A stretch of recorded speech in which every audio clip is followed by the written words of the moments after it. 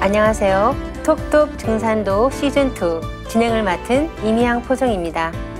전희수 소호사님과 하민석 포정님 자리에 모셨습니다. 안녕하세요. 안녕하세요. 네, 한순간도 쉬지 않고 변화해 가고 있는 우주. 그 속에는 일정한 우주 변화의 법칙이 있는데요. 그것을 참된 이치란 뜻의 진리라고 합니다. 지난 시간에는 8관법 중 제2법인 우주관을 공부하면서 진리가 바로 상계님께서 우주를 다스리신 통치법도인 생장염장이라는 것을 알아보았는데요. 먼저 포정님께서 생장염장이 무엇인지 다시 한번 소개해 주시면 좋겠습니다.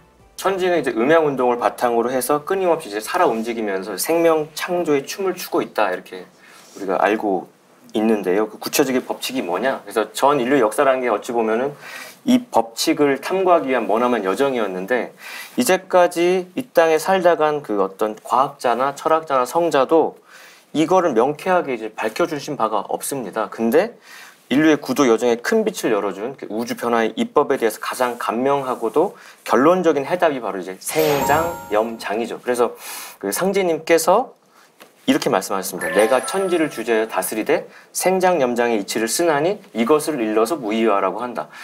제가 오늘 이렇게 촬영하러 운전하고 오다가 앞에 차에 뒤에 박혀있는 문구가 운전은 보이지 않는 인격의 표현입니다, 이렇게 돼 있었어요. 근데 하나님께서 이 우주를 주재하시는데, 운전하시는데, 그게 이제 겉으로 드러날 때는 무의화로 어떤 자기 없이 스스로 그러하게 변화하는 것 같지만 그 이면의 법칙은 생장염장이라는 법칙에 따라서, 그러니까 생장염장이라는 게 하나님 신격이 드러난 거죠.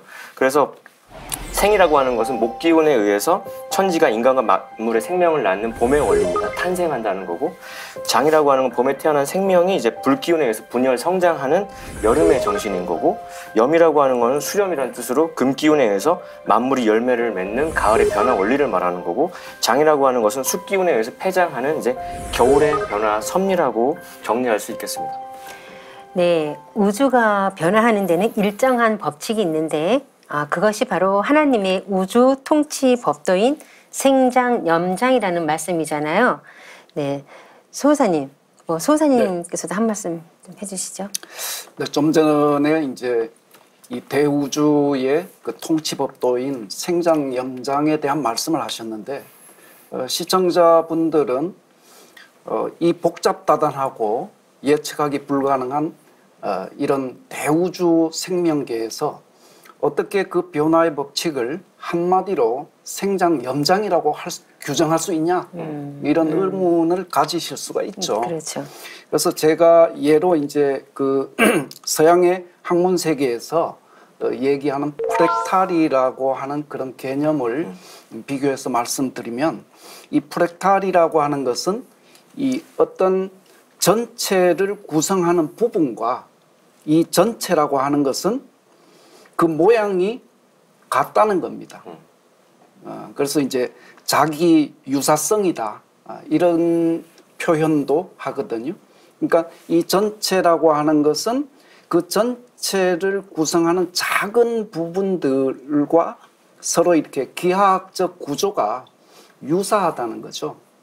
그래서 그런 것을 프랙탈이라고 하는데, 이 프랙탈은 단순한 구조가 끊임없이 이렇게 반복되면서 전체 모양을 만든다는 겁니다. 그래서 이 프랙탈의 특징은 자기 유사성, 그리고 그것이 반복 순환한다는 거죠. 그런 특징을 가지고 있거든요. 그래서 우리가 이제 자연계에서 어떤 아주 복잡한 이런 해안선, 리아스식 해안선이라고 하는데 그런 거라든지, 그 다음에 동물의 이런 혈관의 구조라든지, 또 분포 형태라든지, 그 다음에 나뭇가지의 모양, 그 다음에 창문에 이런 성애가 이렇게 번져나가는 모습이 있지 않습니까? 또 산맥이 이렇게 흘러가는 이런 모습, 이런 모든 모습이 프랙탈의 구조를 가지고 그렇게 만들어진다는 거죠. 그래서 우주의 모든 것은 결국에는 이 프랙탈의 구조를 가지고 있다, 이렇게 정의를 할 수 있습니다. 그것을 이 우주의 시간 법칙인 생장염장에 적용하면 뭔가 이렇게 복잡한 구조, 또 뭔가 광대한 이 끝을 예측할 수 없는 광대한 우주지만 가장 단순한 그 우주 변화의 시간 법칙은 이 프랙탈 현상과 같이 생장 염장을 적용하면 이 우주의 모든 시간 변화의 신비를 규명할 수 있다. 이렇게 말씀드릴 수 있겠습니다.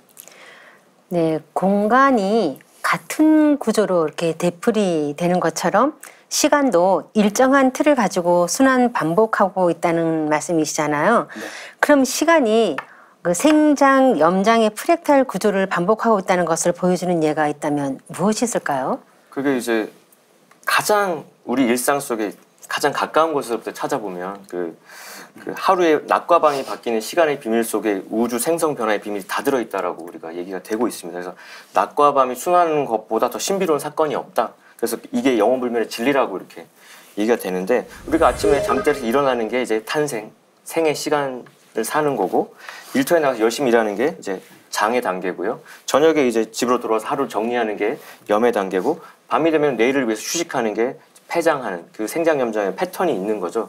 이게 하루의 틀이 이제 지구의 일련으로 조금 확장이 돼 보면은, 봄이 되면은 겨우내 얼었던 대지를 쭉 새싹이 이렇게 돋는 게 생이고, 여름이 되면 줄기가 이제 사방으로 뻗으면서 나뭇잎이 무성하게 천지를 이제 뒤덮는 게 이제 장이고요. 가을에는 서늘한 바람이 딱 불어와가지고 낙엽이 지면서 열매를 맺는 게 염이고, 겨울 되면 이제 새봄을 기다리면서 다시 씨앗을 저장하고 휴식을 취하는 거를 이제 장이라고 합니다. 그러니까 결국 봄, 여름에는 뿌리로부터 점점 멀어져가지고, 근원으로서 멀어져가지고 역도수로 간다고 하면, 가을이 딱 되면은 이제 이파리의 수액이 전부 다 이제 다시 뿌리로 돌아오는 이제 순도수로 변환하는 거죠. 그러니까 가을의 정신으로 모든 생명력이 근본으로 돌아가는 그 생장염장의 틀 속에서 만물이 이렇게 화생을 하고 있다는 걸 보시면 알 수 있고요. 그래서 파울로 코엘료 같은 사람은 우리에게는 필요한 순간에 길을 바꾸는 능력이 있다라고 얘기하는데, 우주는 봄, 여름을 갔다가 유턴을 탁 해가지고 다시 염장으로 돌아오는 그 패턴을 반복하면서 영원히 존재한다, 이렇게 볼 수 있겠습니다.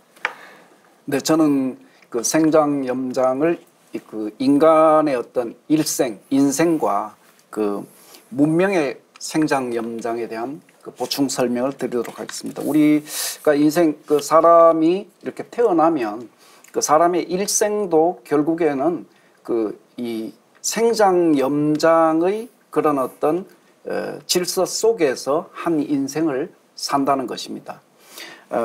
생이라고 하는 것은 이 인생의 봄철에 비유를 할 수가 있습니다. 우리가 1년에 초목 농사를 지으면 봄철에는 아주 생기가 발랄한 초목들이 뭔가 이렇게 싹을 돋고 성장을 시작하지 않습니까? 그 모습을 보면 우리는 모든 그런 고민, 이런 이 무거운 짐, 이런 것으로부터 해방될 수 있는 그런 치유를 받거든요.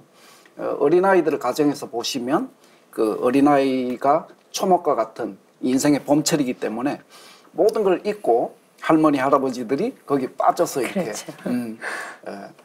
여생을 보내듯이 그것을 이제 인생의 생애 단계인 봄철입니다. 그 다음에 이 장의 단계는 인생의 그 여름철이라고 하죠.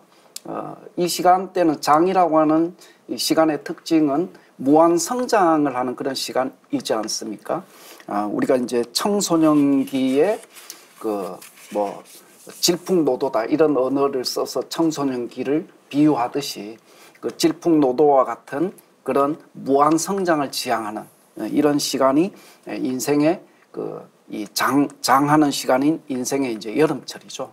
그 여름이 지나면 이제 인생의 그 열매를 맺는 그 가을철에 해당하는 염하는 그런 시간의 주기로 들어갔거든요. 그때는 그 모든 사람들은 이제 결혼도 하고 또 인생의 결론은 뭡니까? 인생의 열매는 뭐 자식 농사다 이런 얘기를 하지 않습니까?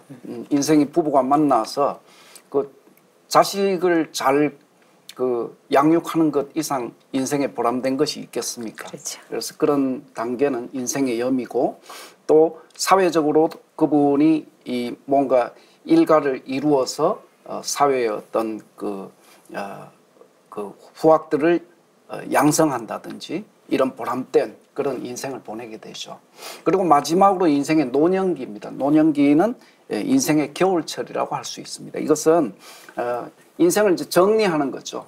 그래서 인생의 일생을 생장, 염장의 그런 과정으로 나누어서 비유를 할 수가 있습니다. 그리고 또